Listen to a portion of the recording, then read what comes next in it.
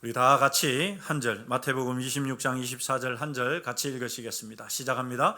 인자는 자기에 대하여 기록된 대로 가거니와 인자를 파는 그 사람에게는 화가 있으리로다. 그 사람은 차라리 태어나지 아니하였더라면 제게 좋을 뻔하였느니라. 아멘. 네, 본문은 예수님께서 제자들과 함께 마지막 유월절을 하는 장면입니다. 그런데 그 자리에서 예수님께서 제자들에게 하신 한 말씀이 제자들에게는 큰 충격이었습니다. 그게 무슨 말씀이었느냐? 너희들 중에 한 사람이 나를 팔 것이다는 말이었습니다. 제자들은 어리둥절했죠. 아니, 우리 중에 누가 예수님을 팔까? 그리고 예수님은 그 예수님을 파는 사람에 대해서 뭐라고 말씀하셨느냐? 우리가 좀 전에 읽은 말씀 한 번 더 같이 읽으십시다. 시작합니다. 인자는 자기에 대하여 기록된 대로 가거니와 인자를 파는 그 사람에게는 화가 있으리로다. 그 사람은 차라리 태어나지 아니하였더라면 제게 좋을 뻔하였. 예수님을 파는 그 사람, 여러분, 예수님을 파는 그 사람 누굽니까? 가룟 유다. 가룟 유다, 그에게는 화가 있을 거다, 이렇게 예수님이 말씀하신 거예요. 그래서 어느 정도 이게 화가 크냐 하면, 여러분, 차라리 태어나지 않았더라면 가룟 유다 그 자신에게는 더 좋았을 거다, 이렇게 말씀하실 정도로 예수님은 이 사람이 불행한 일을 겪게 될 것이다, 하나님의 저주를 받게 될 것이다 말씀하신 것입니다. 여러분, 우리가 이 사실에서 알 수 있는 것은요, 첫 번째는 얼마나 그 사람이, 예수님을 파는 그 사람이 받을 대가가 얼마나 크고 무서우면, 여러분, 얼마나 크고 무서우면 차라리 태어나지 않는 게 더 나았겠다라고 말할 정도라는 것이죠. 여러분, 예수님을 파는 것이 얼마나 끔찍한 결과를 가져오는 것인가를 잘 보여주는 것입니다. 두 번째는, 여러분, 사람이 태어나서 이 땅에 사는 것은 그 자체가 축복입니다. 여러분, 우리 좌우로 한번 인사하십시다. 태어난 것이 축복입니다. 한 번 더 인사하십시다. 서로 쳐다보시면서 태어나 주셔서 감사합니다. 여러분, 실제로 그렇습니다. 우리가 태어나서 자라는 것이, 이것이 귀한 것이고 이것이 복된 것입니다. 그런데 예수님이 차라리 안 태어났더라면 더 좋았겠다라고 하실 정도니까, 여러분, 그가 받을 이 형벌이 얼마나 끔찍한 것인가를 우리가 알 수 있는 것이죠. 여러분, 예수님을 파는 것이 그 자체가 얼마나 큰 잘못인가를 보여주는 말씀입니다. 여러분, 왜 그럴까요? 왜 예수님을 파는 것이 그렇게 큰 잘못일까요? 우리가 이렇게 생각해 볼 수 있습니다. 여러분, 입시철이 되면, 대학 입시철이 되면 우리 주변에서 종종 이런 현수막들을 볼 수가 있습니다. 좀 보셨습니까? 네. 좀 보셨습니까? 네. 그리고 어디 이제 좋은 기업에 취직을 했거나, 아니면 공공기관의 장이 되었거나, 아니면 그것도 아니면 여러분, 그 사법고시나 행정고시 이런 것에 합격을 하면 그의 모교나 아니면 그 사람이 태어난 고향 마을 입구에 이런 축하 현수막이 걸리죠. 가룟 유다가, 여러분, 어떻게 예수님의 제자가 되었는지는 성경이 우리에게 알려주지 않습니다. 그래서 그 과정을 알 수가 없어요. 베드로처럼 막 고기를 잡고 있는데 나를 따라와라 해가지고 배도 버리고 그물도 버려두고 예수님을 따랐는데, 이 가룟 유다는 어떻게 예수님의 제자가 되었는지는 성경이 말해주지 않습니다. 뿐만이 아니라 가룟 유다가 그전에는 어떤 일을 했는지, 어떤 인물인지 성경이 말해주지 않고 있어서 우리가 가룟 유다에 대해서 알 수 있는 것이 많지 않습니다. 그러나 분명한 한 가지, 우리가 알 수 있는 분명한 한 가지는 있습니다. 그게 뭐냐? 가룟 유다가 예수님의 12 제자 중에 한 명이었다는 것이죠. 그렇다면 여러분, 이런 오늘날의 시각으로 보자면 그 가룟 유다가 예수님의 12제자가 되었을 때 그 가룟 유다의 고향에 이런 현수막이 붙지 않았겠습니까? 같이 한번 읽어볼까요? 시작합니다. 축 유다 예수님의 12사도가 되다. 이건 제가 상상한 겁니다, 여러분. 당시에 예수님이 얼마나 인기쟁이였느냐. 여러분, 가는 곳마다 사람들이 구름처럼 몰렸잖아요. 그런데 그것도 예수님의 최측근에서 그 12명의 제자가 된다는 것은 보통 영광스러운 일이 아니죠. 예수님께는 이 12명뿐만이 아니라 많은 다른 제자들이 있었습니다. 그 제자 중에 한 명 되는 것도 정말 하늘의 별따기였는데 예수님의 12제자 중에 한 명이 됐으니까 여러분, 진짜 오늘날로 치자면 그 가룟 유다의 마을 입구에 이런 그런 현수막이 걸릴 법하지 않겠습니까? 그렇습니다. 이것은 부러워할 만한 일이죠. 예수님의 제자가 되고 싶은데도 불구하고 되지 못했던 많은 사람들에게 가룟 유다는 정말 우러러 볼 만한, 부러움을 받을 만한 그런 인물이었던 것입니다. 여러분, 유명 대학에 합격하고 삼성전자나 현대자동차, SK그룹과 같은 대그룹에 취업하는 일 축복이죠. 변호사나 검사가 되는 일, 사법고시나 행정고시에 합격하는 일, 각종 시험들마다 척척 붙는 것, 여러분 복입니다. 우리는 이 모든 것을 좋은 일이라고, 축복이라고 생각합니다. 교회 안에서도 마찬가지죠. 우리가 이제 다음 주에 공동의회도 합니다마는 교회에서 장로로, 안수집사로 장립을 받고 권사로 취임하는 일, 여러분 좋은 일입니다. 축복입니다. 이런 일들을 가리켜 우리는 복이라고 말합니다. 만약에 결혼을 했는데, 결혼한 부부가 있는데 몇 년이 지나도 아이를 낳지 못한다, 우리가 생각해 보십시다. 그러면 여러분은 어떻게 하겠습니까? 아이를 낳고자 정말 간절하게 기도하지 않겠습니까? 그래서 새벽에 부부가 나와서 기도도 하고 금식하면서 기도하기도 하고 작정하면서 내가 한 달을 혹은 두 달을, 석 달을, 100일을 작정하면서 기도하기도 할 것입니다. 그렇게 금식 기도하고 기도를 간절히 해서 아들이나 딸이 태어났다고 하십시다. 여러분 복입니까? 복이 아닙니까? 복입니다. 계속해서 취업에 떨어지다가 정말 기도하면서 최선을 다해서 노력한 결과 남들이 부러워할 만한 직장에 더 합격을 했습니다. 복입니까? 복이 아닙니까? 복입니다. 사랑하는 성도 여러분, 우리는 이런 것들을 가리켜 은혜요, 복이라고 말합니다. 그런데 제가 그러면 다르게 한번 질문을 드려보겠습니다.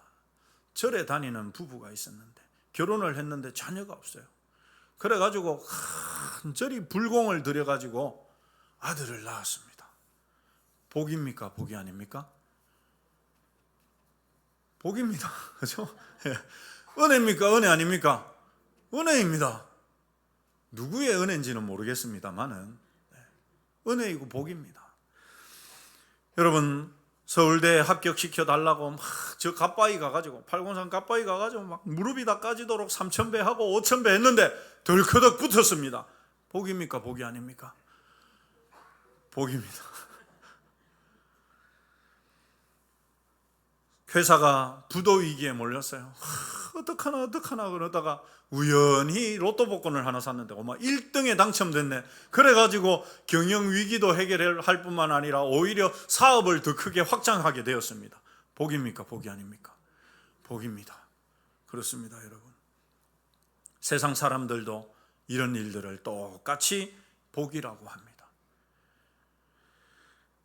그러면 여러분, 세상 사람이 말하는 복과 우리가 말하는 복이 차이가 있습니까? 없습니까? 없습니다. 다 똑같이 복이라고 말합니다. 교회 다니는 사람도 이런 것들을 다 복이라고 말하고, 교회 다니지 않는 세상 사람들도 다 복이라고 말하고 그렇게 확신합니다. 교회도 그렇게 가르치고 목사님들도 그렇게 설교를 합니다. 그런데 여기서 여러분, 우리 다시 본문으로 돌아가 보십시다. 지금까지의 가치관으로 본다면 가룟 유다가 예수님의 12사도 중에 한 사람이 된 것, 여러분 분명한 복입니다. 박수 받을 만한 일이죠. 모든 사람들이 부러워할 만한 일입니다. 여러분, 당시에 예수님에게 정말 많은 사람들이 구름대처럼 몰려 있었거든요. 그런데 그 예수님 최측근에 12명의 제자들이 다 항상 있었으니까 얼마나 여러분 좋지 않겠습니까? 얼마나 사람들의 부러움을 받지 않겠습니까? 그런데 오늘 본문에서, 우리가 읽은 본문에서 예수님은 그것을 복이라고 말씀하십니까? 복이라고 말씀하십니까? 그 사람에게는 뭐가 있다고요? 화가 있다. 화가 있다. 그는 차라리 태어나지 않는 것이 더 좋을 뻔했다. 예수님이 이렇게 말씀하십니다. 그렇다면 여러분, 가룟 유다가 예수님의 12사도가 된 것 복입니까? 아닙니까? 복입니까? 아닙니까? 예수님의 이 말씀을 근거로 해서 보자면 차라리 그는 사도가, 예수님의 제자가 되지 않은 것이 않았더라면 그에게는 오히려 더 복이 되었을 것입니다. 그렇지 않습니까? 여러분, 가룟 유다가 예수님의 사도가, 12명의 사도가 되지 않았다면 그가 예수님을 파는 일은 일어나지 않았을 겁니다. 차라리 예수님 제자가 안 됐더라면 가룟 유다에게는 더 좋았을 것입니다. 여러분, 이것이 세상과 성경의 다른 가치관입니다. 결혼 후에 자녀가 없다가 간절하게 기도해서 아들을 낳은 것, 좋은 대학에 합격한 것, 구글이나 애플 같은 다국적 글로벌 기업에 취업하게 된 것, 흔히 우리가 복이라고 말하는 것, 여러분 그것은 사실은 복도 아니고 저주도 아닙니다. 가룟 유다가 예수님의 12사도 중 한 사람이 된 것, 그것은 사실 복도 아니고 저주도 아니에요. 이것이 여러분 세상과 다른 성경의 가치관입니다. 우리가 흔히 복이라고 말하는 것, 혹은 저주라고 말하는 것도 여러분 그것은 사실상 복도 아니고 저주도 아닙니다. 그것은 하나의 이벤트, 사건에 지나지 않습니다. 왜 그러냐? 여러분, 그 사건이, 하나의 그 사건이 복이 되느냐 저주가 되느냐는 사실상 그 사건 자체가 아니라 그 이후에 그 사람이 어떤 삶을 사느냐에 따라서 결정된다는 사실입니다. 여러분, 이것을 잘 기억하셔야 됩니다. 무슨 말일까요, 여러분? 자녀가 없을 때 부부는 어떻게 합니까? 아까 말씀드렸죠. 자녀가 안 생겨요. 어떻게 하겠습니까? 간절하게 하나님께 나와서 기도하겠죠. 여러분, 정말 눈물 콧물 쏟으면서 하나님께 기도합니다. 그러면서 하나님과 영적으로 너무나 친밀해집니다. 내가 막 죄를 지려고 하다가도 혹시 하나님이 내 기도 안 들으실까봐 조심해서 죄도 안 지어요. 다른 사람 막 험담하고 나쁜 말 하려다가도 혹시 하나님이 이것 때문에 그럴까 싶어서 조심하고 그런 짓도 하지 않습니다. 그런데 여러분, 그렇게 기도하다가 아들이 태어났습니다. 아이가 태어났습니다. 그러면 여러분 어떤 일이 생깁니까? 그 길로 기도 생활은 어떻게 될까요? 죄송합니다. 바이바이 바이바이야. 여러분, 그렇지 않습니까? 왜요? 그 깐난쟁이 데리고 어떻게 기도하러 다니겠습니까? 그렇죠, 여러분. 아이를 보느라고, 아이 때문에 아이를 보느라고 예배에도 집중하지 못합니다. 그러면 어떻게 될까요? 점점 신앙에서 멀어져 가요. 그렇게 자녀를 위해서 눈물로 기도하며 하나님과 가까웠던 이것이 점점 그 자녀로 인해서 점점 멀어지게 됩니다. 여러분, 그러면 그 부부에게 그 자녀가 태어난 것, 과연 축복이라고만 말할 수 있겠습니까? 그렇지 않습니다. 취업이 안 되다가 겨우 남들이 그래도 인정해 줄 만한 회사에 탁 취직을 했습니다. 복입니까? 복이 아닙니까? 취업 전에는 직장을 위해서 간절하게 기도하며, 그런데 그래서 취업이 안 되니까 사람들 앞에서도 겸손해요. 그런데 이제는 뻐길 만한 직장이 들어갔어요. 어떻게 됩니까? 직장 일이 바빠가지고 기도도 뒷전이고 예배도 뒷전이 되고 신앙생활도 뒷전이 되고 교회에서 맡았던 직분들도 다 내려놓고 직장이 너무 바빠서 못하겠습니다.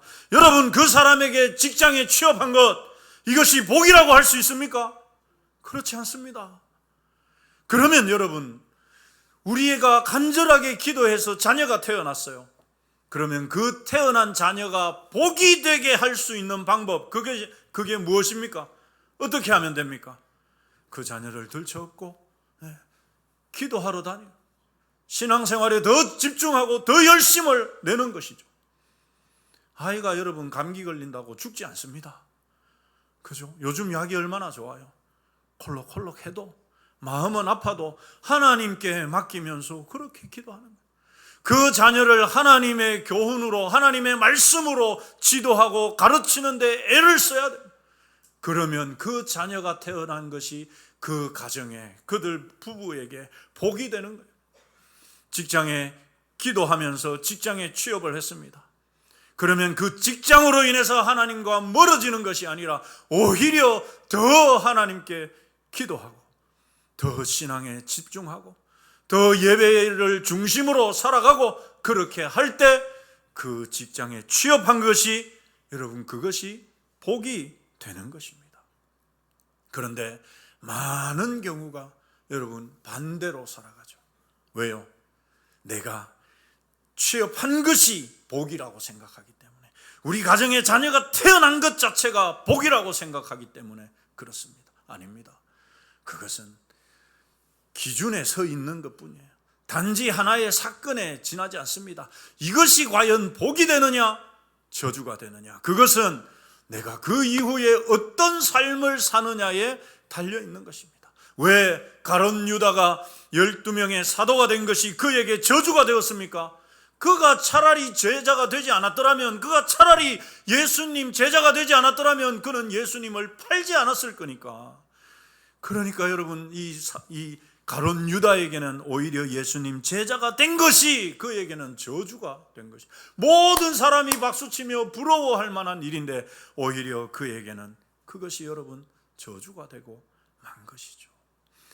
교회 안에서도 마찬가지입니다. 장로가 되고 안수집사가 되고 권사가 되는 것이 복이 아닙니다. 여러분, 그것을 복이라고 생각하시니까 시험에 드는 거예요. 나는 이번에 꼭 될 줄 알았는데 안 됐어. 그러니까 시험에 드는 거예요. 여러분, 그것은 여러분 복이 아닙니다. 아무것도 아니에요. 내가 장로로 피택이 됐으면 어떤 장로가 되느냐, 거기에 따라서 장로가 된 것이 복이 되는 것입니다. 내가 장로 피택이 안 됐어요. 그게 여러분 오히려 나에게 더 복이 될 수도 있는 것입니다. 그러니 여러분, 돼도 감사, 안 돼도 감사. 믿습니까? 우리 좌우로 한번 축구 가십시다. 돼도 감사, 안 돼도 감사합니다. 여러분, 이 가룟 유다의 예를 잘 기억하셔야 됩니다. 여러분, 그래서 내가 직분을 받을 때 그것이 내가 복이 되게 하려면 어떻게 해야 되겠습니까? 그 직분을 정말 하나님이 주신 줄 알고 그 직분이 복이 되도록 만들어가는 거예요. 더 헌신하고 더 겸손하고 더 교회 일을 앞장서서 하고 더 섬길 때 그것이 진짜 나에게 복이 되는 것입니다. 이제 내가 됐으니까 목에 힘이 들어가기 시작하고 다른 사람들을 알로보기 시작하면서 여러분 어떻게 됩니까? 그것이 가룟 유다의 길로 가는 것이 되는 것입니다. 사랑하는 성도 여러분, 우리는 가룟 유다와 같은 사람이 되어서는 안 됩니다. 차라리 너는 태어나지 않는 게 더 좋았겠다, 이런 주님의 탄식 소리를 듣는 사람이 되어서는 안 됩니다. 차라리 시험에 떨어지는 게 더 나았겠다. 차라리 직분 받지 않는 게 더 나았겠다. 여러분, 이런 소리를 들어서야 되겠습니까? 사랑하는 성도 여러분, 차라리 태어나지 말지라는 말을 듣는 삶이 아니라, 차라리 제자가 되지 말지라는 말을 듣는 사람이 아니라, 삶을 복되게 살아서 정말 주어진 직분 잘 감당해서 칭찬을 듣는 저와 여러분이 되시기를 소망합니다.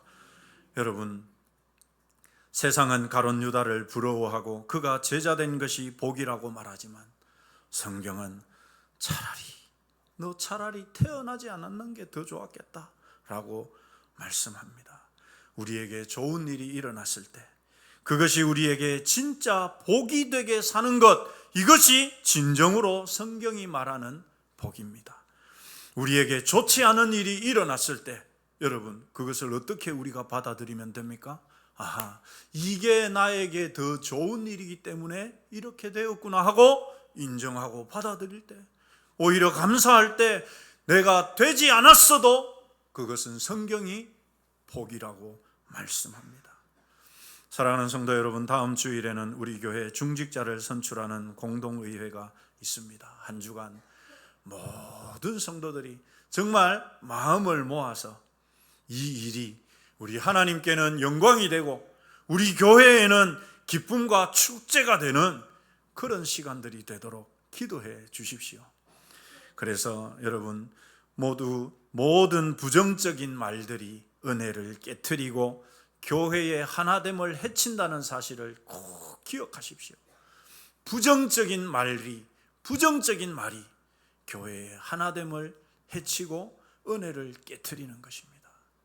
사랑하는 성도 여러분, 함께 기도해 주셔서 정말 우리 교회가 축제와 같이 기쁨의 시간들이 되는 그런 시간들이 되도록 한 주간 이 말씀을 묵상하시면서 모든 후보자들이나 성도들이 한 마음으로 기도하시면서 은혜로운 공동의회가 되도록 마음을 모아주시기를 주님의 이름으로 당부드립니다. 기도하겠습니다.